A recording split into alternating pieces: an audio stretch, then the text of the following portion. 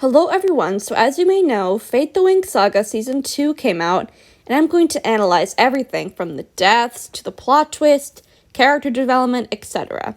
And this is going to be a multi-part video. In this part, I'm just going to, analyze the characters and their plot lines, etc. So first is our main character, Bloom.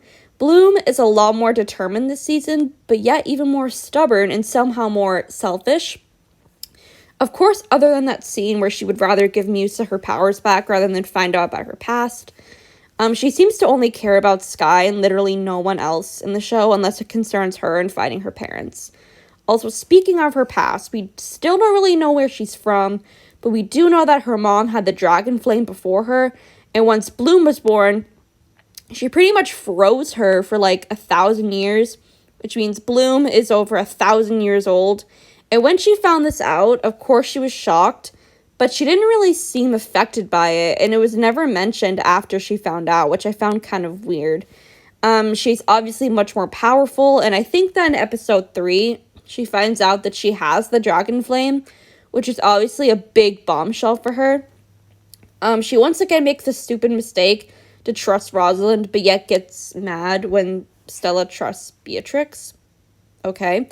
I also really hope Bloom finds a way to come back, and I honestly agree with her decision to go to the Realm of Darkness, even though she was being really annoying about it.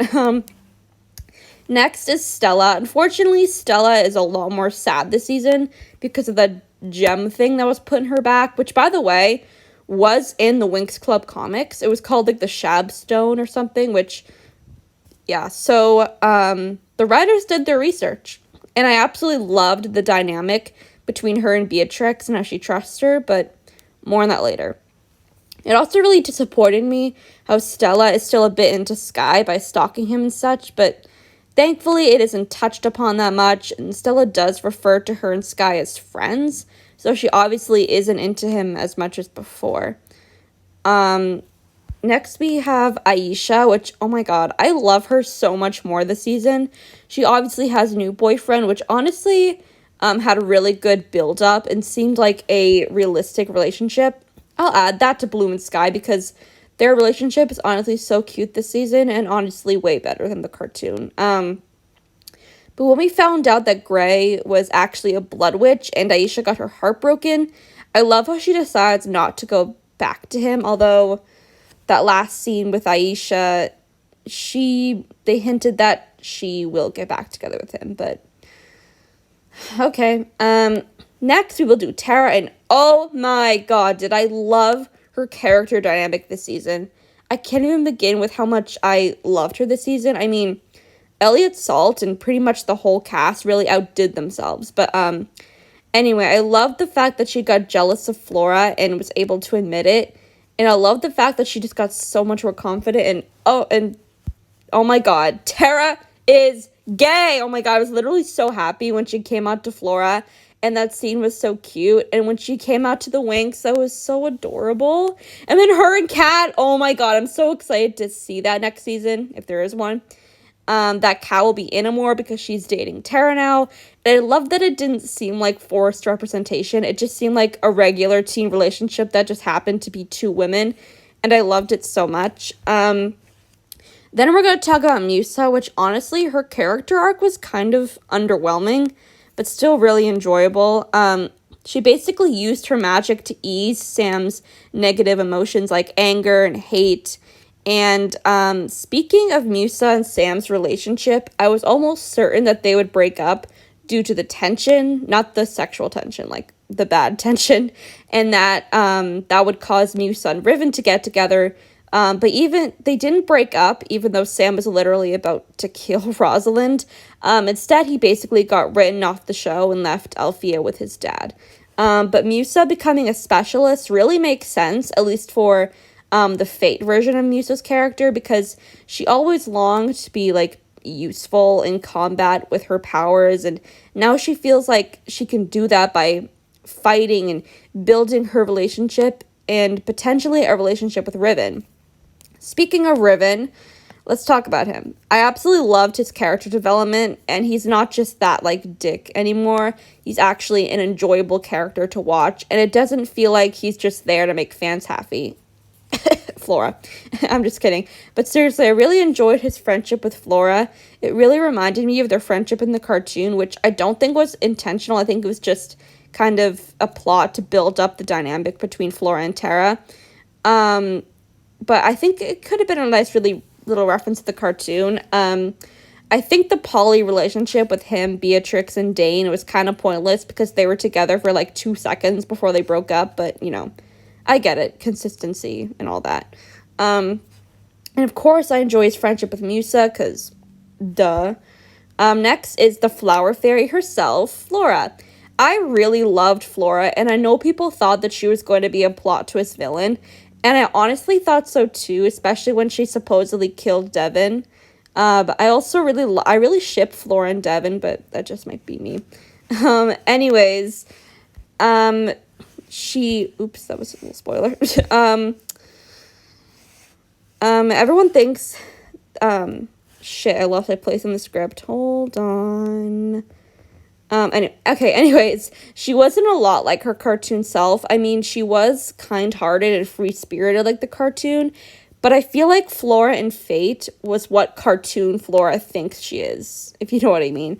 And everyone thinks that she lost her powers because of the scrapers, but I don't think that's the case, because Sebastian did say that if he died, his damage would be, like, reversed or something, like, in which we all know what happened. So, I think Flora still has her powers, and she's just kind of traumatized by the experience and the fact that she's gonna have that scar for the rest of her life. Last but not least is Beatrix. If you watch the whole series, or the whole season, I guess, you know why I'm gonna talk about her last. But before I do that, I'm not going to talk about Dane because, 1, I hate him, and 2, he literally was only there for character development for other characters. So, yeah. Anyways, Beatrix's storyline was very sad this season. Her 3-way with Riven and Dane seems to be a distraction from her pain, and she made it clear in this line. Of this evening. I've had a shitty day, and I'd like it for you two to help me forget about it. That she has no idea where she came from and doesn't know anything about her family, well, at least for most of the season. And I honestly wish that Beatrix and Bloom had more screen time together this season because of how similar they are. Like, they both don't know where they came from, they both long for answers, they just kind of do it in different ways. Beatrix really only had one person, and that was Stella, and anything she did for answers, which was a really interesting personality trait. And we later find out that Beatrix helped Sebastian to find out something about her family, which, boy, did we find something out. Beatrix revealed to Stella that she had 2 sisters, and you know what those sisters' names are? Isobel and DRC, I think, which, I mean, can you get more obvious than that? And I do remember if she said if her sisters are dead or not. I mean, I think they are, but I don't remember. And the thing I didn't really want to talk about with Beatrix is her death. Beatrix saved the world and immediately died afterwards, which was so unexpected and heartbreaking. I think everyone knew that they would kill off a major character this season, but the fact that they killed off their most beloved character was really bold. It is hinted at the very end of the season that she'll be brought back to life by this thing that people are speculating that this is some kind of version of Lord Darkar. And Brian Young even said himself to expect the tricks in season 3, which, you know, it's really great. I just hope we get Tekna in season 3 as well, because why the fuck isn't she there? Anyways, I'm sorry to end this on a sad note, but yeah, this was part 1, just kind of analyzing the characters and my overall opinion on the season. This season was absolutely amazing. It was so much better than season 1, and it was so much more like Winx. Like, I was looking, there was references left and right, and it was great because it was also like they also didn't drastically change the show. Like, it was just, they did amazingly with this season. It was absolutely stunning. But yeah, I'll do part 2 whenever I can. I've had a really busy week. I have a lot of busy things in my life, but when I can, I'll do part 2. But yeah, thanks so much for watching the video, and please subscribe and like the video, and yeah, I'll see you guys next time. Thanks for watching.